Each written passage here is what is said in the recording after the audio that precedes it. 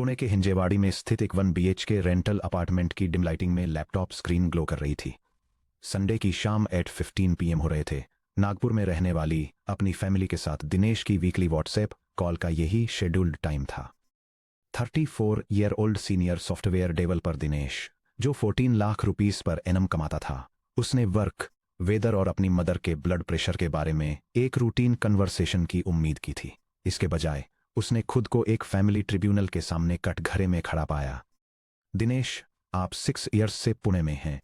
अपने reading glasses adjust करते हुए उनके फादर ने शुरुआत की। गारंटेड रिटर्न्स और परमानेंट शेल्टर के जुड़वां सपनों को बेचने में 4 डेकेड्स बिताने वाले एक रिटायर्ड LIC एजेंट के रूप में उनकी टोन में इंस्टीट्यूशनल अथॉरिटी का वजन था। हर महीने आप लैंडलॉर्ड को 20,000 रुपीस थमा देते हैं। किराएदार बन के रहेगा पूरी जिंदगी। लोग क्या कहेंगे? हम अंकल और आंटी को क्या बताएंगे जब वे पूछेंगे कि हमारा वर्किंग बेटा अपने सिर पर एक छत भी ओन नहीं करता? इससे पहले कि दिनेश कोई रिस्पॉन्स दे पाता, उसकी मदर फ्रेम में आई और अपनी इमोशनल आर्टिलरी को पूरी प्रिसीजन के साथ डिलीवर किया। घर सिर्फ ब्रिक्स नहीं होता बेटा, अपना घर होना चाहिए। कल आपकी मैरिज होगी, चिल्ड्रंस होंगे। क्या आप उन्हें नोमैड्स की तरह हर 2 इयर्स में एक रेंटेड फ्लैट से दूसरे रेंटेड फ्लैट में शिफ्ट करते रहेंगे? ग्रुप वीडियो कॉल की टॉप राइट टाइल से नासिक के एक गवर्नमेंट कॉन्ट्रैक्टर से मैरिड उसकी एल्डर सिस्टर ने मिडिल क्लास इंडिया का अल्टीमेट फाइनेंशियल गॉस्पेल दिया। दिनेश, पापा की बात सुनो। रियल एस्टेट कभी डाउन नहीं जाता। आप EMI में जो भी पे करेंगे उससे कम एक एसेट तो बनेगा। रेंट पे करना तो बस मनी बर्न करना है। दिनेश ने अपने डेस्क पर रखी नोटबुक को घूरते हुए एक गहरी सांस ली, जहां उसने पिछले 2 हफ्तों में बहुत मेहनत से पूरे मैथ का हिसाब लगाया था। वह कैपिटल एलोकेशन, रेंटल यील्ड्स और अपॉर्चुनिटी कॉस्ट्स को समझाना चाहता था। वह उन्हें बताना चाहता था कि करंट मार्केट में 2 बेडरूम अपार्टमेंट खरीदने से अगले 2 डिकेड्स के लिए उसका फाइनेंशियल फ्यूचर चुपचाप उलझ कर रह जाएगा। लेकिन स्क्रीन से इमोशनल सर्टेनिटी झलक रही थी, जिसमें न्यूमेरिकल लॉजिक के लिए कोई जगह नहीं बची थी। Millions of Indian drawing rooms में हर वीकेंड पर ठीक यही सीन होता है। घर खरीदने के डिसीजन को शायद ही कभी कैपिटल एलोकेशन एक्सरसाइज माना जाता है। इसे एक मॉरल ट्रायल, एक कल्चरल राइट ऑफ पैसेज और मैच्योरिटी का पब्लिक डिमॉन्स्ट्रेशन माना जाता है। लेकिन जब आप इमोशनल रेटोरिक और सोशल एक्सपेक्टेशंस को हटाकर देखते हैं तो एक कड़वी फाइनेंशियल रियलिटी सामने आती है। अर्बन मिडिल क्लास के लिए हैवी मॉर्गेज पर प्राइमरी रेजिडेंस खरीदना अक्सर एक वेल्थ बिल्डिंग व्हीकल की तरह काम नहीं करता, बल्कि लॉन्ग टर्म कैपिटल पर एक सीवियर ड्रेन बन जाता है। Section break, the cold unforgiving math of Hinjawadi. Dinesh की रिलक्टेंस फाइनेंशियल रेकलेसनेस नहीं बल्कि अरिथमेटिक डिसिप्लिन है। यह समझने के लिए हमें एक टिपिकल सबर्बन होम परचेस का कंप्लीट ऑडिट करना होगा। आइए सेक्शन 2.2 के सुरेश की स्टोरी को आगे बढ़ाते हैं, जिस पर फ्लैट खरीदने के लिए रिश्तेदारों ने बधाइयों और फूलों की मालाओं की बारिश कर दी थी, जिससे उसका पूरा कैश फ्लो इफेक्टिवली लॉक हो गया था। यहां हम पुणे के हिंजवड़ी जैसे पेरिफेरल IT हब में एक कंटेम्पररी परचेस के सटीक मैकेनिक्स को एग्जामिन करेंगे। एक गेटेड सोसाइटी में मिड टियर 2 BHK अपार्टमेंट को कंसीडर कीजिए, जिसकी प्राइस 65 लाख रुपीज है। Real estate buying cost upfront versus hidden stated purchase price 65 million rupees. Upfront outflows 20% down payment 13 million rupees. Stamp duty और registration approximately से 7% 4,55,000 rupees. Basic interior और furnishing 3,50,000 rupees. Total upfront cash required 21,05,000 rupees. 20-year financing और maintenance outflows home loan principal 80% 52 million rupees. 20 years में pay किया गया interest 8.75% पर 50,36,000 rupees.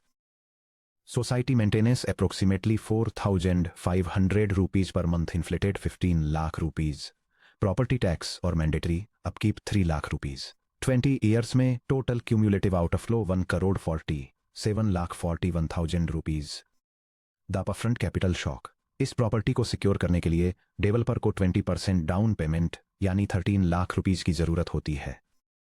14 lakh rupees per year कमाने वाले एक प्रोफेशनल के लिए 13 लाख रुपीज सेव करने के लिए 4 to 5 ईयर्स की अग्रेसिव फ्रुगैलिटी की जरूरत होती है, या फिर मोर कॉमनली फैमिली सेविंग्स को लिक्विडेट करना पड़ता है। हालांकि परचेस प्राइस तो बस एरेना में एंट्री लेने का टिकट है। गवर्नमेंट और इकोसिस्टम तुरंत अपना शेयर मांगते हैं। स्टैंप ड्यूटी और रजिस्ट्रेशन फीस महाराष्ट्र अप्रोक्सीमेटली 7%, जो 4.555 lakh rupees non recoverable taxes में जोड़ देती है। बेसिक इंटीरियर्स और furniture, modular kitchen, wardrobes, electrical fittings और ग्रिल्स के लिए मिनिमम 3.5 लाख रुपीज का इन्वेस्टमेंट चाहिए होता है। फ्रंट डोर की चाबी घुमाने से पहले दिनेश को 21.05 लाख रुपीज कैश में अरेंज करने होंगे।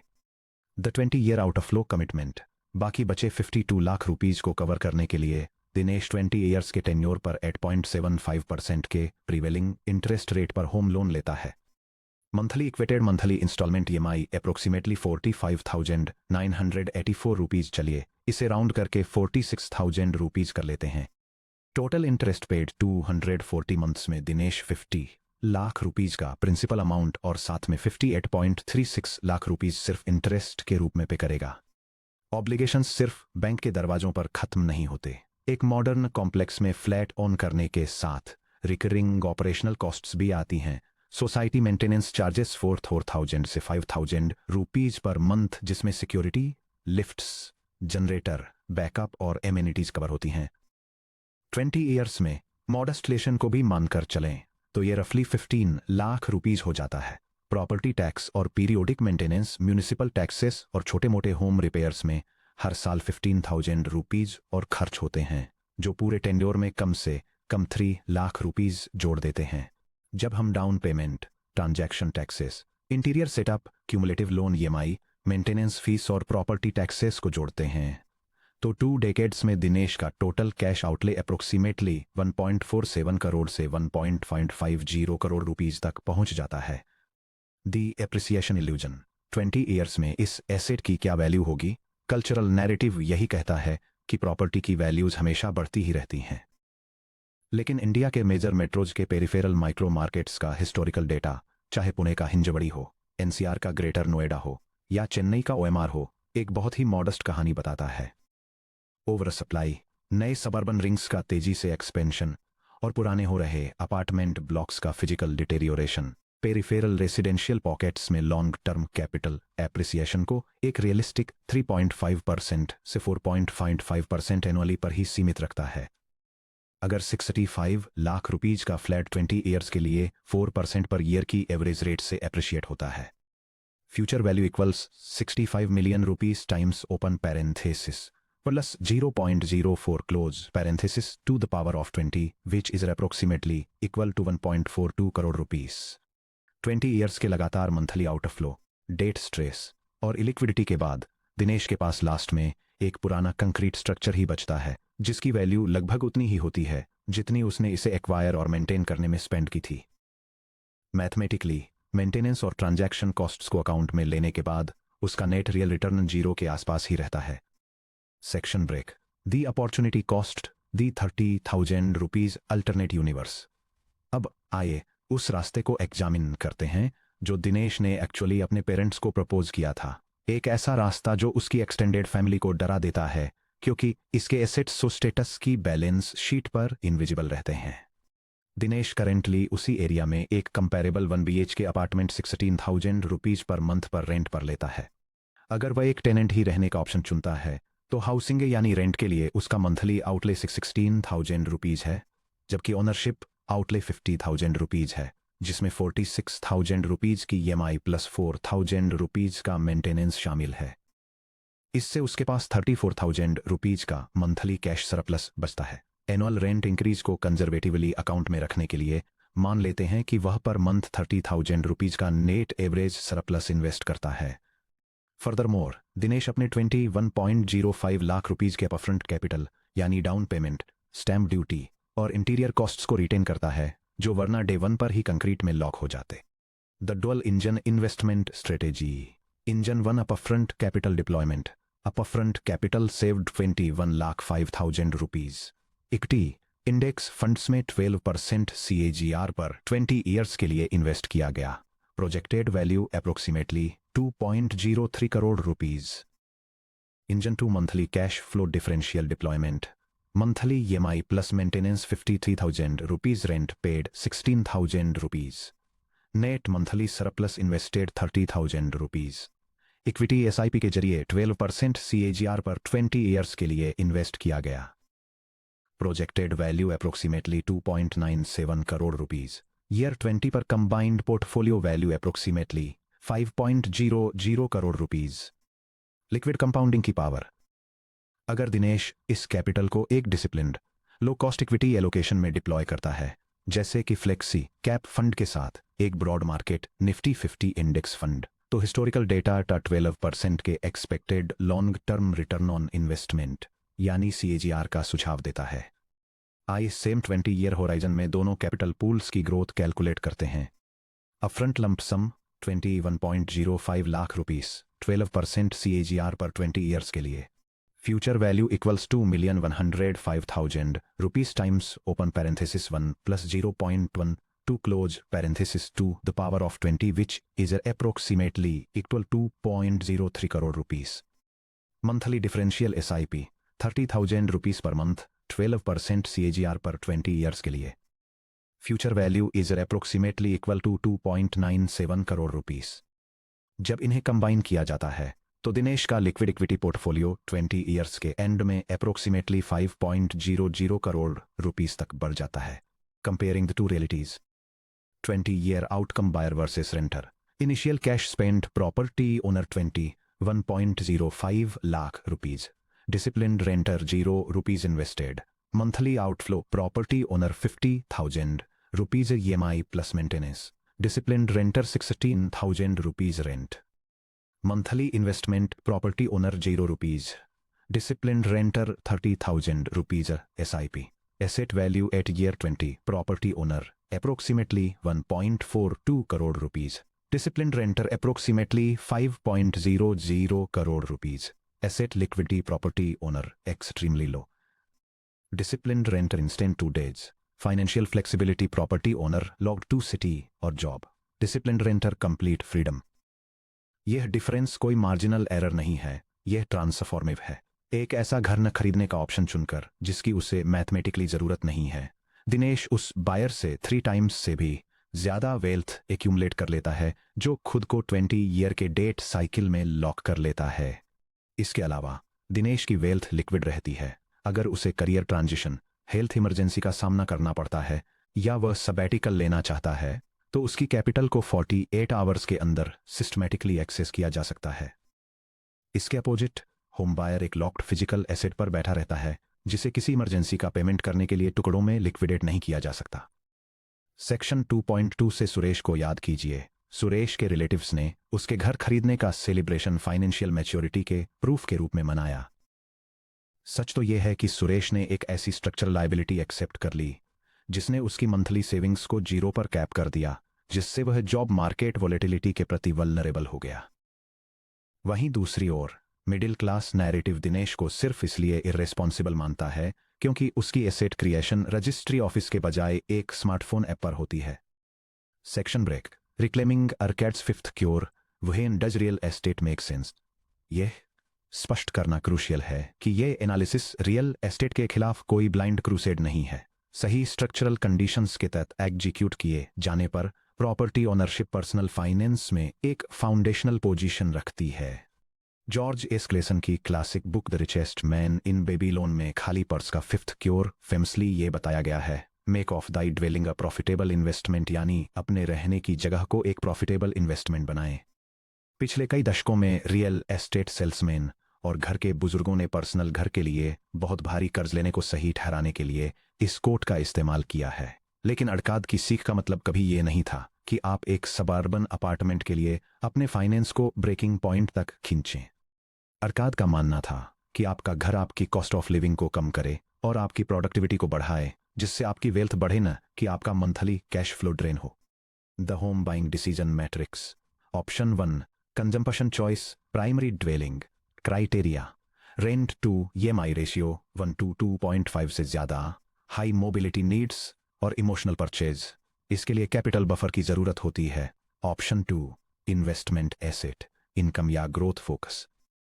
क्राइटेरिया रेंटल यील्ड 4.5% से ज्यादा, कमर्शियल या हाई डिमांड जोन और पॉजिटिव मंथली कैश फ्लो। इसे ROI और यील्ड के जरिए इवैल्यूएट किया जाता है।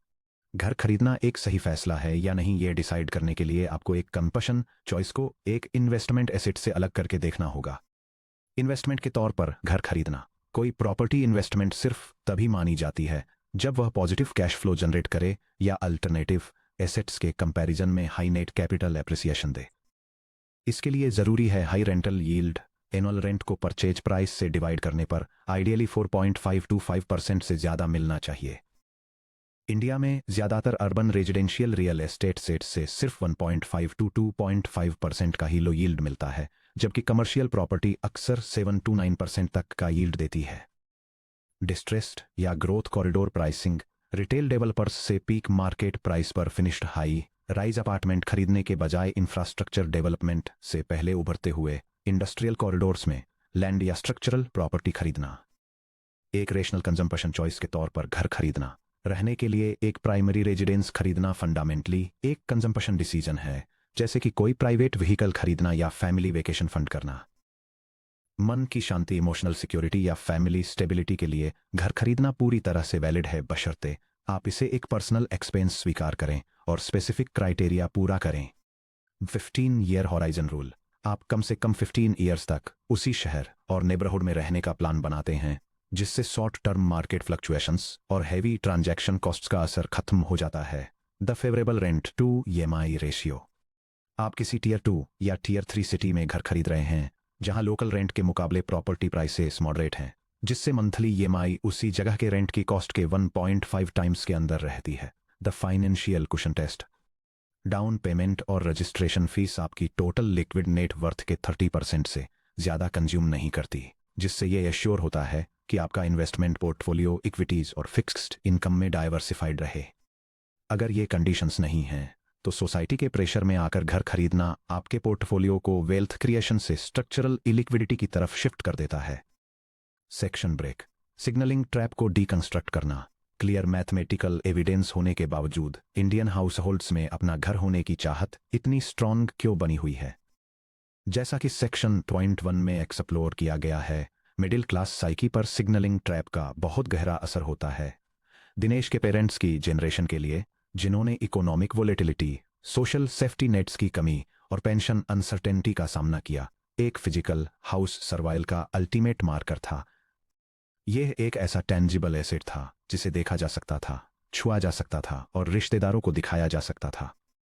वेल्थ का जनरेशनल परसेप्शन, पेरेंट्स की जनरेशन, फिक्स्ड या low mobility, physical asset, brick and mortar, social visibility, debt as estates, modern knowledge worker, fluid या high mobility, liquid wealth, index funds या SIPs, career mobility, financial freedom. इसके opposite modern equity portfolio screen पर digital entries के रूप में exist करते हैं। 50 lakh rupees का म्यूचुअल फंड पोर्टफोलियो आपके लिविंग रूम में आए विजिटर्स को सक्सेस का सिग्नल नहीं देता, जबकि सिक्योरिटी चेक पॉइंट और लैंडस्केप्ड गार्डन्स वाले गेटेड कॉम्प्लेक्स में एक 3 BHK फ्लैट देता है।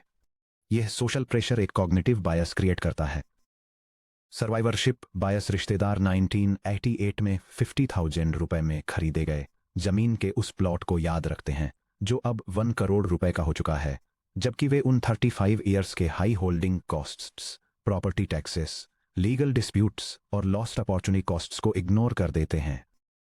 इन्फ्लेशन ब्लाइंडनेस, एब्सोल्यूट इन्फ्लेशन को डिस्काउंट किए बिना या कंपाउंडेड एनुअल ग्रोथ रेट्स यानी CAGR के लिए एडजस्ट किए बिना पास्ट परचेज प्राइस को सीधे आज की मार्केट वैल्यू से कंपेयर करना। जब दिनेश की सिस्टर ये रिमार्क देती हैं कि रियल एस्टेट कभी नीचे नहीं जाता, तो वह नॉमिनल मार्केट रेजिलियंस को रियल रिस्क एडजस्टेड रिटर्न्स के साथ कंफ्यूज कर देती हैं।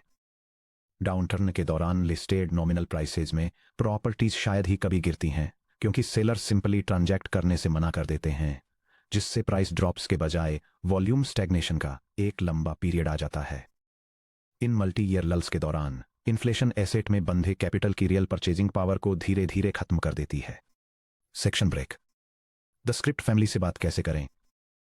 इस आर्गुमेंट को जीतने के लिए अपने पेरेंट्स को गलत प्रूव करने या उनकी वैल्यूज को खारिज करने की जरूरत नहीं है। आपके लिए घर खरीदने की उनकी इच्छा केयर और आपकी सिक्योरिटी की एक गहरी जरूरत से आती है। एग्रेसिव फाइनेंशियल डिबेट्स केवल उनकी एंजाइटी को बढ़ाएंगी। इसके बजाय गोल यह डिमॉन्स्ट्रेट करना है कि आपके पास जेन्युइन फाइनेंशियल सेफ्टी अचीव करने के लिए एक डेलिब्रेट, स्ट्रक्चर्ड प्लान तैयार है। यहाँ एक प्रैक्टिकल स्क्रिप्ट दी गई है जिसे दिनेश और सिमिलर प्रेशर फेस कर रहा कोई भी रीडर अपनी अगली फैमिली कन्वर्सेशन के लिए यूज कर सकता है। Section break. दिनेश पापा, मैंने संडे को आपने मम्मी और दीदी ने जो कहा था उस पर काफी सोच विचार किया है। मैं जानता हूं कि आपकी सलाह मुझे सेटल्ड और सिक्योर देखने की चाहत से आती है और मैं उसकी दिल से रिस्पेक्ट करता हूं। फादर, अगर रिस्पेक्ट करते हो तो फिर और टाइम क्यों वेस्ट कर रहे हो? प्रोजेक्ट्स देखना स्टार्ट करो। दिनेश, क्योंकि सिक्योरिटी मेरी भी टॉप प्रायोरिटी है पापा, लेकिन हमारी जनरेशन जिस तरह से सिक्योरिटी बनाती है वो तरीका बदल गया है। चलिए मैं आपको अपना एग्जैक्ट प्लान दिखाता हूं। अगर मैं आज वो 65 लाख रुपीज का फ्लैट खरीदता हूं तो मुझे तुरंत 21 लाख रुपीज कैश में देने होंगे और 20 ईयर्स के लिए हर सिंगल मंथ 46,000 रुपीज की ईएमआई देने का कमिटमेंट करना होगा। अगर मेरी कंपनी डाउनसाइज होती है या मुझे कोई हेल्थ इश्यू आता है तो वो ईएमआई पॉज नहीं होती। मदर, लेकिन कम से कम ये तुम्हारा अपना घर है, रेंट तो बस वेस्टेड मनी है। दिनेश, मम्मी, फर्स्ट 10 ईयर्स के लिए हर मंथ जो 46,000 रुपीज ईएमआई मैं पे करूंगा उसमें से 35,000 रुपीज से ज्यादा तो प्योरली बैंक इंटरेस्ट में चला जाता है, घर में ओनरशिप बनाने में नहीं। वो इंटरेस्ट भी उतना ही खर्च हुआ पैसा है जितना रेंट। अभी मेरा रेंट 16,000 रुपीज है, इससे मुझे पीस ऑफ माइंड और फ्लेक्सिबिलिटी मिलती है। सिस्टर, लेकिन 10 ईयर्स में प्रॉपर्टी वैल्यूज डबल हो जाएंगी। दिनेश, कुछ जगहों पर हो सकती हैं दीदी, लेकिन हिंजेवाड़ी जैसे आउटर आईटी एरियाज में हर साल thousands of new flat sites आ रहे हैं। यहाँ रियल एस्टेट सिर्फ 3 to 4% एनुअली ग्रो कर रहा है। वहीं रेंटिंग करके जो एक्स्ट्रा 30,000 रुपीज मैं हर महीने सेव करता हूँ उसे अपनी सेविंग्स के साथ सीधे डाइवर्सिफाइड इंडेक्स फंड्स में डाल रहा हूँ जो 10 to 12% से ग्रो कर रहे हैं। फादर, शेयर मार्केट रिस्की है Dinesh, brick and mortar solid है। Dinesh, single real estate project के भी अपने रिस्क्स होते हैं पापा, construction delays, builder quality issues और जीरो लिक्विडिटी। इंडिया की टॉप 50 कंपनीज में अपना पैसा स्प्रेड करके मेरा रिस्क कंट्रोल में रहता है। 15 ईयर्स में मेरी लिक्विड कैपिटल 3 करोड़ रुपीज से ज्यादा हो जाएगी। उस पॉइंट पर अगर मैं बिना बैंक लोन लिए कैश डाउन घर खरीदना चाहूं तो आराम से खरीद सकता हूं। मैं घर खरीदने से बच नहीं रहा हूं, मैं पहले कैपिटल बिल्ड करने का ऑप्शन चुन रहा हूं ताकि घर मेरी फैमिली पर कभी बर्डन न बने। खरीदने से मना करने के बजाय एक लॉन्ग टर्म स्ट्रेटजी को एग्जीक्यूट करने पर कन्वर्सेशन को शिफ्ट करके आप एक इमोशनल डिस्प्यूट को फाइनेंशियल डिसिप्लिन के क्लियर डिस्प्ले में ट्रांसफॉर्म कर देते हैं। Section break.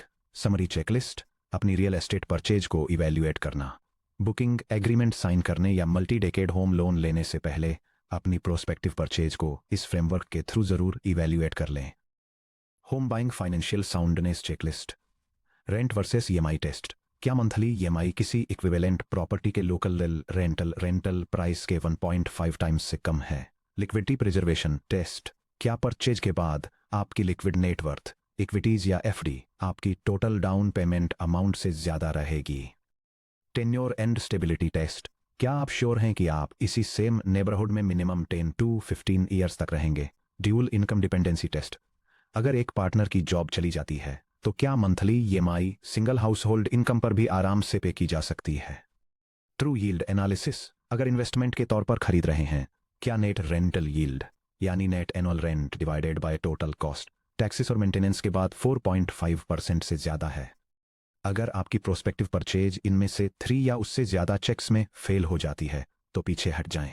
एक घर आपकी लाइफ की फाउंडेशन होना चाहिए, आपकी फाइनेंशियल फ्रीडम के रास्ते में रुकावट नहीं।